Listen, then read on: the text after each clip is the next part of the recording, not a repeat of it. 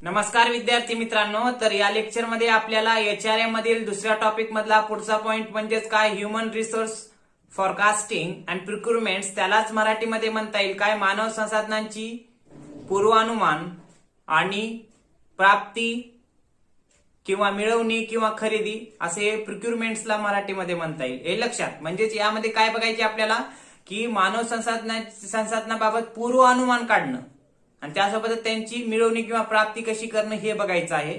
तर हे पाहण्याच्या अगोदर आपण थोडक्यात मानव संसाधन नियोजन म्हणजे काय थोडक्यात बघू. तर व्यवसायाची उद्दिष्टे प्राप्त करण्यासाठी व्यवसायाची गरज किंवा व्यवसायाची आवश्यकता लक्षात घेऊन व्यवसायाचं काम करण्यासाठी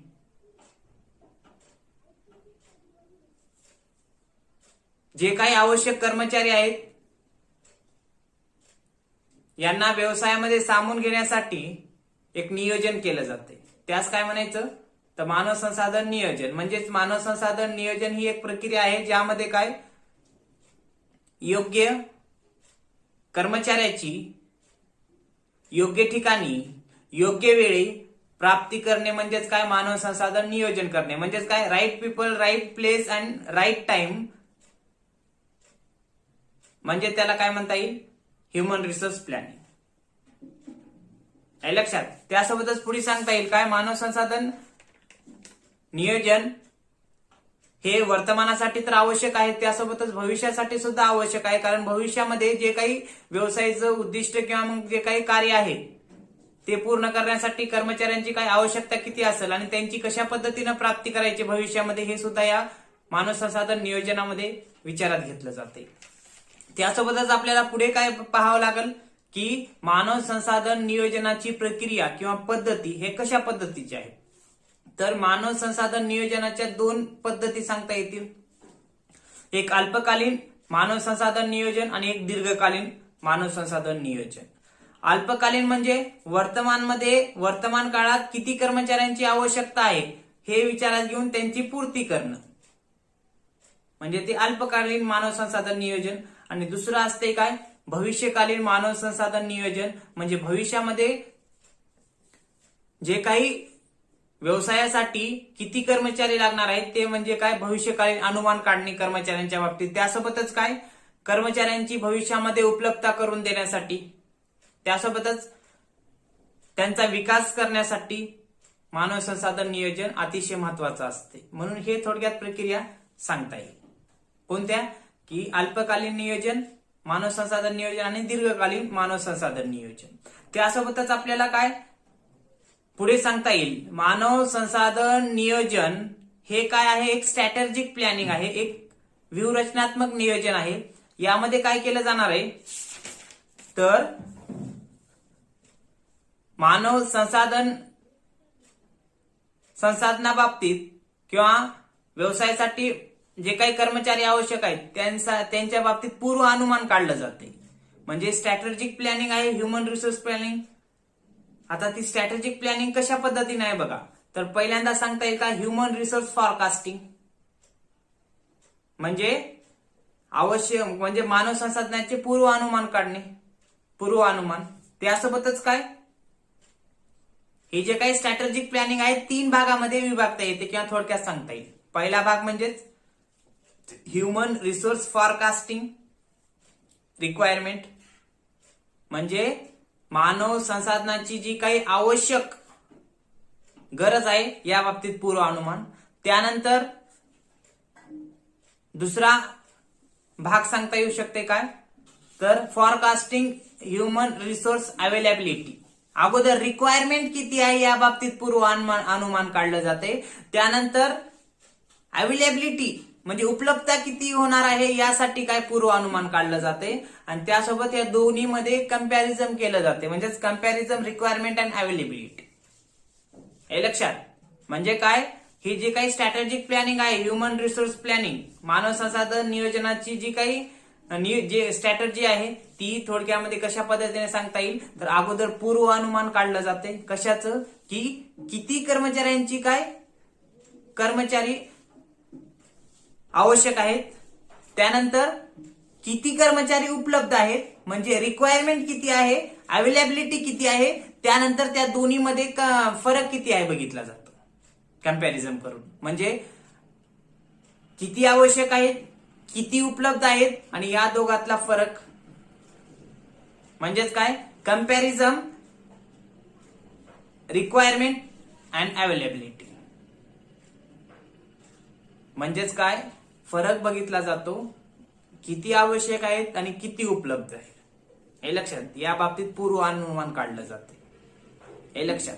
आता त्यासोबतच पुढे सांगता येईल काय, समजा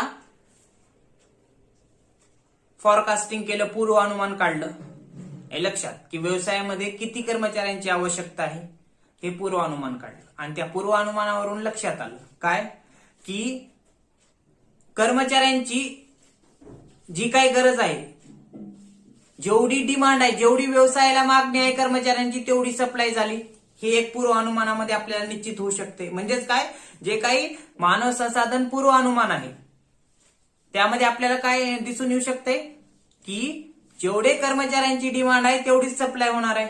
म्हणजे डिमांड बरोबर सप्लाय, मागणी कर्मचाऱ्यांची तेवढाच पुरवठा असेल तर फॉरकास्टिंग योग्य आहे, हे लक्षात. म्हणजे तिथं काय, जे काही मॅनेजमेंट असेल काही ऍक्शन घेणार नाही, कारण जेवढी गरज होती कर्मचाऱ्यांची तेवढेच उपलब्ध आहे, पूर्वानुमान बरं आहे. पण समजा डिमांड 100 लोकांची होती आणि अवेलेबिलिटी 110 लोकांची झाली किंवा होत आहे, म्हणजे तिथं 10 लोक काही जास्तीचे होईलेत ना, म्हणजे सरप्लस होईल of worker. Surplus of worker जर झालं म्हणजे काय, फॉरकास्टिंग पूर्वानुमानामध्ये आवश्यक कर्मचारी होते 100 आणि उपलब्ध अवेलेबिलिटी किती होणार आहे 110ची, म्हणजे 10 कर्मचारी जास्त होईल, म्हणजे सरप्लस ऑफ वर्कर होईल, म्हणजे कामगारांचं काय जास्तीचं प्रमाण होईल. मग अशा वेळेस काय, व्यवस्थापकाला किंवा मग जे काही मॅनेजमेंटला काही निर्णय घ्यावे लागतात. कोणते, त्या जी काही भरती केली जाणार आहे, हायरिंग केली कर्मचाऱ्यांना जे काही घेतलं जाणार आहे त्यावर निर्बंध लादावं लागेल जास्त झाले असतील तर, किंवा कामाचे तास कमी केले पाहिजेत, किंवा अर्ली रिटायरमेंट, लवकर त्यांना काय सेवानिवृत्त केलं पाहिजे, हे लक्षात. त्यासोबतच काय, ले ऑफ किंवा त्यांना कमी करावं लागेल, हे लक्षात. म्हणजेच काय, जेव्हा कर्मचाऱ्यांची आवश्यक पूर्वानुमानावरून ह्युमन रिसोर्स फॉरकास्टिंगवरून असं निदर्शनास आलं की बाबा कर्मचाऱ्यांची मागणी विशिष्ट होती पण उपलब्धतेचं प्रमाण जास्त असेल, तर अशा वेळेस काय, व्यवस्थापकाला काय करावं लागतंय, जे काही जास्तीचे कर्मचारी आहेत त्यांना एकतर काढून टाकावं लागेल, किंवा जास्तीचे कर्मचारी जे काही घेतले आहेत त्यांच्यावर निर्बंध लादले पाहिजेत, कामाचे तास कमी केले पाहिजेत, किंवा अर्ली रिटायरमेंट दिली पाहिजे. अशा बाबींचा वापर करावा लागतो जर जास्तीची उपलब्धता झाली कर्मचाऱ्यांची. पण समजा रिक्वायरमेंट जास्त होती आणि अवेलेबिलिटी जर कमी झाली, हे लक्षात. म्हणजे काय, पूर्वानुमान काढला मानव संसाधनाच्या बाबतीत, ह्युमन रिसोर्स फॉरकास्टिंग नुसार काढलं पूर्वानुमान. काय केलं की बाबा नियोजनाच्या माध्यमातून ह्युमन रिसोर्स फॉरकास्टिंग विचारात घेतली, पूर्वानुमान काढलं, आवश्यकता होती जास्त, म्हणजे आवश्यकता होती 100 लोकांची, पण उपलब्धता अवेलेबिलिटी किती 90 लोकांची होत असेल, मग तिथं काय होईल,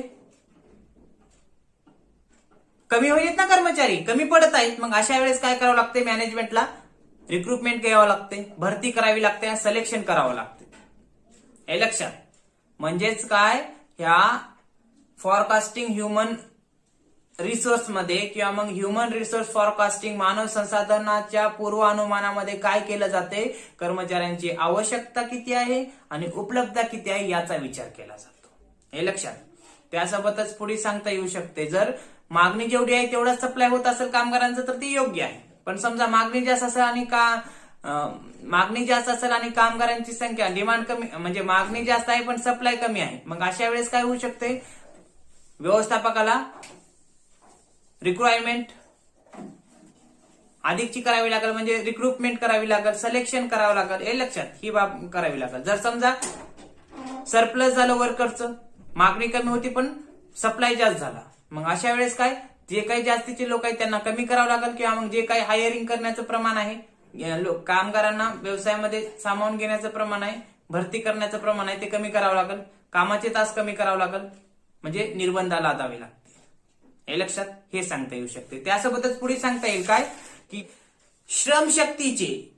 श्रमशक्ती कोण कामगार एकत्र येऊन काम करणार आहेत त्याला श्रमशक्ती म्हणता येणार आहे. म्हणजे जे काही व्यवसायामध्ये लेबरचं प्रमाण आहे या बाबतीत पूर्वानुमान काढणं ही एक अतिशय महत्वाची बाब आहे. आणि ही बाब म्हणजे प्राथमिक अवस्था सांगितलेली आहे मानव संसाधन नियोजनाची. कोणती की ह्युमन रिसोर्स फॉरकास्टिंग, म्हणजेच मानव संसाधनाचा पूर्वानुमान काढणे ही एक प्राथमिक किंवा पहिली अवस्था नियोजनातली सांगितलेली आहे. त्यासोबतच पुढे सांगता येईल काय कर्मचाऱ्यांची आवश्यकता व प्राप्त करून घेण्याबाबत नियोजन केले जाते.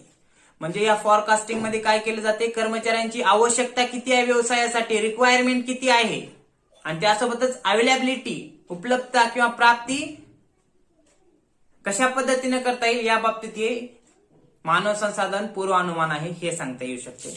त्यासोबतच पुढे सांगता येईल बघा, परंतु व्यवसायामध्ये कोणत्या कर्मचाऱ्यांची आवश्यकता आहे, किती प्रमाणामध्ये आहे आणि ते कशा पद्धतीने प्राप्त करण्यात येणार आहेत, या सर्व बाबींचा विचार सुद्धा या मानव संसाधन पूर्वानुमानामध्ये बघितलं जाणार आहे. म्हणजेच काय व्यवसायामध्ये काम करण्यासाठी किती कर्मचारी आवश्यक आहेत आणि त्यासोबतच व्यवसायामध्ये काम करण्यासाठी किती कर्मचारी उपलब्ध होत आहेत हे लक्षात, म्हणजे रिक्वायरमेंट आणि अवेलेबिलिटी याचा सुद्धा विचार या ह्युमन रिसोर्स फॉरकास्टिंग मध्ये किंवा फॉरकास्टिंग ऑफ ह्युमन रिसोर्स म्हणजेच काय मानव संसाधन पूर्वानुमानामध्ये कर्मचाऱ्यामध्ये जे काही कर्मचाऱ्यांची प्राप्ती आणि आवश्यकता या बाबतीत असणारे पूर्वानुमान. त्यासोबतच पुढे सांगता येईल बघा, व्यवसायासाठी मध्ये काम करण्यासाठी किंवा व्यवसायाची पूर्वनिर्धारित उद्दिष्टांची प्राप्ती करण्यासाठी व्यवसायाला किती कर्मचारी लागणार आहेत आणि त्यासोबतच त्यांची कशा पद्धतीने प्राप्ती करायची ह्याची कल्पना आपल्याला कशावरून येऊ शकते, तर ह्युमन रिसोर्स फोरकास्टिंग वरून येऊ शकते. त्यासोबतच काय बघा त्याची व्याख्या सांगितली आहे ह्युमन रिसोर्स फॉरकास्टिंगची. पूर्वानुमान म्हणजे कोणत्या प्रकारचे, कोणते कार्य, किती प्रमाणामध्ये, कोणती कौशल्य असणारे व योग्यता असणारे कर्मचारी यांची आवश्यकता व्यवसायासाठी किती आहे याबाबत भाकीत करणारे पूर्वानुमान म्हणजेच काय तर मानव संसाधन पूर्वानुमान असं म्हणता येईल. हे थोडक्यामध्ये काय या ह्युमन रिसोर्स फॉरकास्टिंगचा अर्थ सांगण्यात येतो हे लक्षात.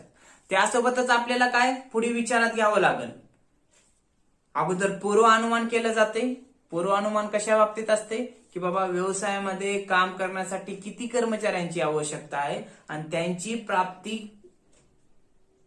कशा पद्धतीने करायची ह्या बाबतीत भाकीत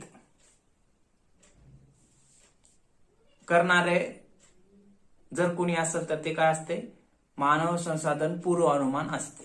मानवी संसाधनांचे पूर्वानुमान काढण्यासाठी आधारभूत घटक किंवा मानवी संसाधनांच्या नियोजनाचे गुणात्मक पैलू आपल्याला काही बघावं लागेल. म्हणजे काय गुणात्मक घटक किंवा मग काही महत्वाचे पैलू आपल्याला काय हे मानव संसाधनाच्या पूर्वानुमान काढताना विचारात घ्यावे लागेल.